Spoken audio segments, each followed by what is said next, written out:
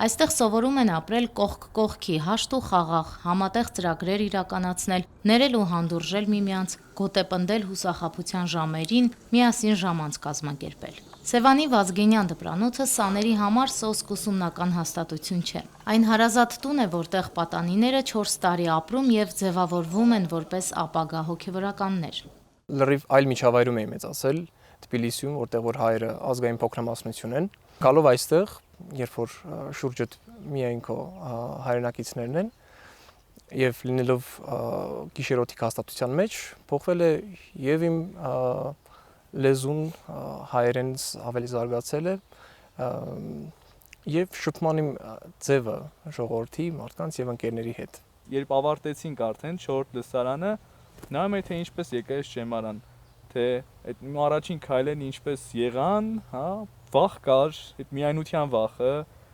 ընտանիքից հեռու, ընկերներից հեռու, Երևանից հեռու, բայց հետագայում դու հասկանում ես, որ մի այլ բան կա, որը ամենաշատն է քեզ պետք։ 2022-23 թվականների ուսումնական տարվանից Մայրաթորի ննջարանային մասնաշենքի վերանորոգմամբ պայմանավորված Գևորգյան հոգևոր ճեմարանի 5-րդ եւ 6-րդ լսարանների սաներն ու դասախոսները ժամանակավորապես տեղափոխվել են Վազգենյան դպրանոց։ Առհասարակ մեր եկեղեցու հոգևոր կրթական բարձրագույն հաստատությունն է, որտեղ որ կրթությունը կազմակերպվում է երաստիճան համակարգով։ Բակալավրիատ, մագիստրատուրա եւ վերջին տարիներին 2016 թվականից սկսված արդեն ասպիրանտական կրթությունը իրականացնում ճեմարանը։ Բակալավրիատում կրթությունը 4 տարի է, մագիստրատուրայում 2 տարի եւ հետո, եթե սան ավարտելուց հետո ցանկություն ունի նաեւ ավելի բարձրագույն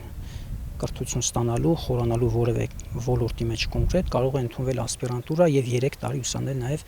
ասպիրանտուրային, որն ավարտելուց հետո ստանում է գիտությունների տեխնացուի աստիճան։ Բավական ուշ գիտակից տարիքում գնացի եկեղեցի,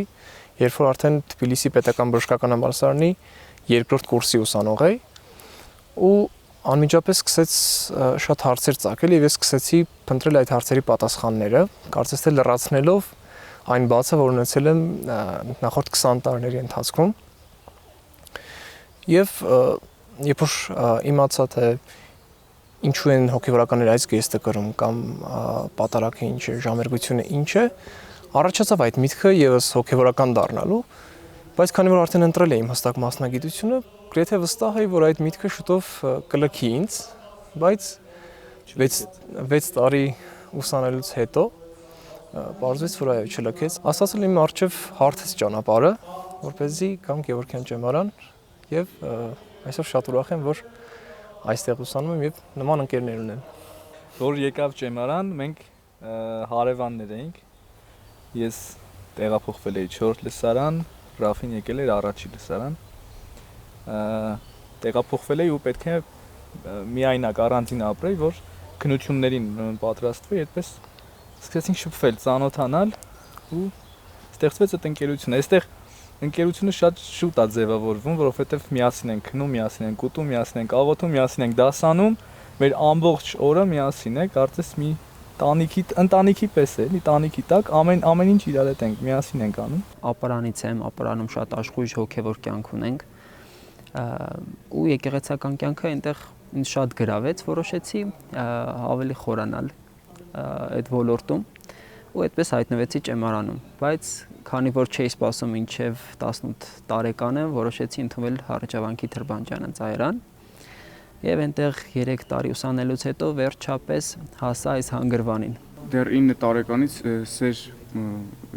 սեր առաջացավ իմ մոտ եկեղեցու հանդեպ եւ շատ վաղ տարեկից արդեն որոշեցի, որ պետք է գամ ճեմարան։ Վազգենյան դպրանոցը գիշերօթիկ փակ ուսումնական հաստատություն է։ Այստեղ ուսումն անվճար է, իսկ դպրանոցի սաներն ու ճեմարանականներն ուսման ամբողջ ընթացքում ապահովված են օրական 3 անգամյա սննդով, գրենական պիտույքներով, հագուստով, անհրաժեշտության դեպքում բժշկական խնամքով։ Այս ամենը հնարավորություն է տալիս նրանց ամբողջովին կենտրոնանալ ուսումնառության եւ հոգեվոր կյանքի վրա։ Այստեղ նաեւ հոգեվոր կրթություն ենք, հոգու կրթություն ենք ստանում, մեր հոգին է կարծես թրծվում, ինչպես Քրիստոս, հա, ավետարանում խոսելով, որ ասում էր, ես չեկա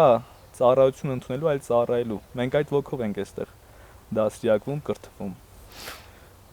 Չէ, Ռաֆի։ Վստահաբար։ Այո։ Ես մի հավելեի, որ ինչ խոսք ճեմարանում, ճեմարանի առավելությունն եմ նկատում նրա գիշերօթիկ հաստատություն լինելը, եւ այստեղ մենք ունենք մեր դասի ժամերը, երբ պիտի պարապենք եւ սերտենք մեզ հանձնարարվածը, բայց մեծագույն եւ նաեւ շատ հետաքրքիր հատվածն է կազմում միմյանց հետ շփումը։ Դասախոսական անձնակազմում շատ հոգևորականներ կան, ինչը շատ մեծ ազդեցություն է ունենում մեզ վրա, որպես ապագա հոգևորականներ։ Նրանք մեզ համար դառնում են որպես ապագայի մեր տեսլականի օրինակներ մեր աչքի առջև։ Անկախ նրանից թե դասավանդում են դավանաբանություն, թե քարոզխոսություն, կապ չունի, նրանք մեզ համար որպես լավ օրինակներ են, թե ինչպես պետք է լինի հոգևորականը։ Բազմակողմանի, համակողմանի կրթություն է առաջարկում իր սաներին, դիմորդներին, ովքեր որ գալիս են եւ ընդունում են ճեմարան։ Ինչ է սա ենթադրում։ Սա ենթադրում է ոչ միայն աստվածաբանական գիտելիքների ուսուցում, այլ նաեւ ընդհանուր հումանիտար կրթություն։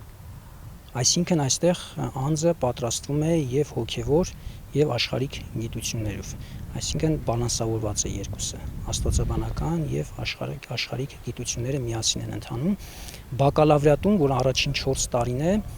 գրեթե հավասար են առարկաները աստվածաբանական, աստվածաշնչագիտական եւ հումանիտար առարկաները։ Մագիստրատուրայում շեշտը ավելի դրվում է աստվածաբանական, աստվածաշնչագիտական առարկաների վրա, որովհետեւ արդեն 5-րդ եւ 6-րդ լսարանի սաներն են, որոնք արդեն պատրաստվում են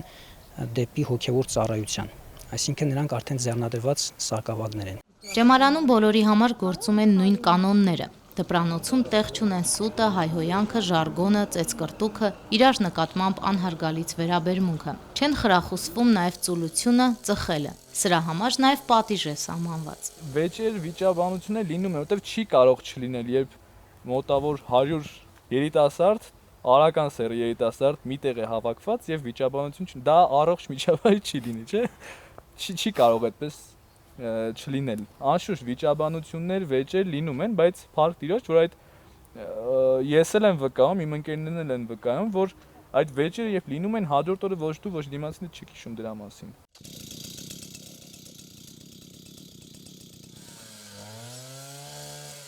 Հիմա քննական շրջանը ավարտվեց, սկսում ենք այստեղի այգեգործական աշխատանքները։ Այգու խոտերը ահագին աճել են, դրանք քաղենք նախ, վարդերի մշակմամբ զբաղվում է մեր կուրսի Տիգրան Սարգսակը։ Ալեքսն էլ վստահաբար մեծ բաժինը կունենա այդ գործերում։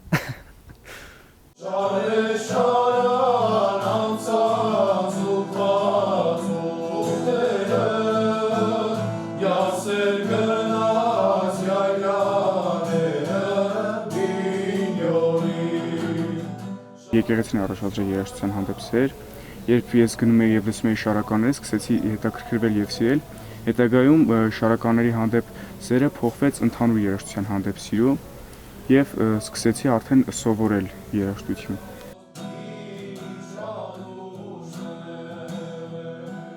Այստեղ կարևորվում են ազնվությունն ու ճշտապահությունը եւ այն արժեքները, որոնք ապագա հոգեվորականի նկարագիր են ձևավորում։ Ես ունեմ լավագույն դասախոսները, որոնց հետ ոչ միայն պարզապես ուզում եմ դասին մասնակցեմ, այլ ինձ հետաքրքիր է կիսվել նրանց հետ մտքերով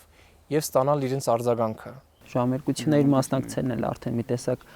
կրթարանա, որ հետագայում որպես հոգեվորականներ ծիսական կյանքը ճիշտ կազմակերպենք։ Առաջին հայացքից կարող է թվալ, թե փակ հաստատության առօրյան ձանձրալի է, բայց ճեմարանում անցկացրած մեկ օրը բավական է համոզվելու համար, թե ինչքան ակտիվ ու բովանդակալից կյանքով են ապրում այստեղ։ Ազատ ժամանակ սպորտը կարևոր պայման է։ Ճեմարանականներն իրենց ընտրությունը կատարում են գիտակցաբար, ովքեր այստեղ են գալիս, ի սկզբանե հասկանում են ինչ ճանապարհ են ընտրում եւ ինչ պատասխանատվություն է դա ենթադրում։ Սա հասկանում են նաեւ տղաների ծնողները, որոնց համար միակ մտահոգությունը որդիներից հեռու լինելն է։ Օրս պլանավորելու սովորությունը մեջս մտցրել էստեղի օրակարգը, հիմա որ գնում եմ տուն անպայման էլի էստեղի օրակարգով եմ ապրում, ինչը սովորեցրել է, որ օրվա ժամերը ճիշտ օգտագործեմ, ճիշտ քանակությամբ, անհրաժեշտ բանին, անհրաժեշտ քանակությամբ ժամանակ տրամադրեմ։ Քառամյա կրթությունն ավարտելուց հետո Սևանի Վազգենյան դպրանոցի սաները ստանում են բակալավրի աստիճան եւ Հայաստանի ցանկացած բուհում ուսումը շարունակելու հնարավորություն։ Վիճակագրությունը ցույց է տալիս, որ շրջանավարտների մեծ մասը, չնայած ժամանակակից մասնագիտություն ընտրելու լայն հնարավորություններին, նախընտրում է ուսումը շարունակել Գևորգյան հոգևոր ճեմարանում։ 6 լսարաններում այս տարի 67 ուսանող է սովորում, 11-ն այս տարի ավարտել են հոգևոր հաստատությունը։ Հարճավանքի առաջին կուրսում շատ փակ ու ինքնամփոփ հիշում եմ, բայց այստեղ ես միասին կյանքը մեջդ առաջացնում են մի տեսակ հմտություններ, հաղորդակցական հմտություններ, որոնք որ երևի թե ճեմարանում հանրակեցական այս կյանքի դրական կողմերից մեկն է, որպես ապագա հոգևորական քեզ սովորեցնում են նաև հասարակության հետ կամ ընդհանրապես անհատի հետ ինչպես ճիշտ շփվել, ինչ ճիշտ հարաբերություններ հաստատել։ Վազգենյան դպրանոցը իրապես տուն է մեզ համար, կյանքի դպրոց է մեզ համար ու ես փառք եմ տալիս Աստծուն, որ Վազգենյան դպրանոցը կա ու այստեղ ուսանում եմ։ Այն հոգևորականները, որոնք այստեղ ուսանել են երկար տարիներ, բոլորի հետ երբ շփվում ես, միաբերան բոլորն էլ գրեթե սրբավայր են նկատում այստեղը։ Իրենց տունն են նկատում եւ ամեն անգամ հոգևորականները շատ երջանիկ են այստեղ վերադառնալ տարբեր առիթներով։ Ու բոլոր այն հոգևորականները, ովքեր Սևան չեն սովորել, Գևորգյան են սովորել, ասում են Սևան ավարտած Վազգենյան դպրանոցը ավարտածների մեջ մի հետաքրքիր, ասում են սիրահարված են այդ կղզում։ Ասում են ինչ կա այդ կղզում մեջ, սիրահարված են այդ կղզում։ Անուշ Առաքելյան, Վրամ Խանամիրյան, եկեղեցական կյանք։